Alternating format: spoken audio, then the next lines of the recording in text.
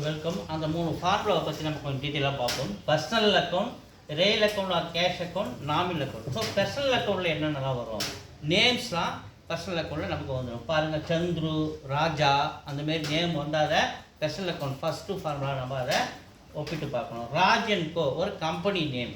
So பேங்க்கு இது எல்லாமே name சம்மந்தப்பட்டு வந்தால் நம்ம என்ன பண்ணோம், personal account. So personal account ஃபார்முலானா debit the receiver, credit the giver, debit the receiver, credit the giver. This is personal account formula. So real account or cash account formula na debit what comes in, credit what goes out. So cash transaction நடக்கும்போது நம்ம இந்த real account or cash account formula ரெண்டாவது ஃபார்முலாவை பார்க்கணும். Furniture, machinery purchase, furniture purchase அப்படின்னு சொல்லிட்டு வரும்போது நமக்கு real account or cash account ஃபார்முலாவை பார்க்கணும். ஓகேவா? இது இந்த ஃபார்முலாவை இது சேர்ந்தது. Nominal account.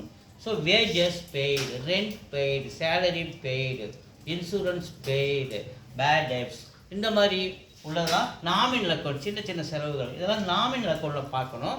செலவுகள் செய்வது இது ஃபார்முலா. நாமினல் அக்கௌண்ட் ஃபார்முலானா debit losses and expenses and credit the all incomes and gains. இது நாமினல் அக்கௌண்ட் ஃபார்முலா.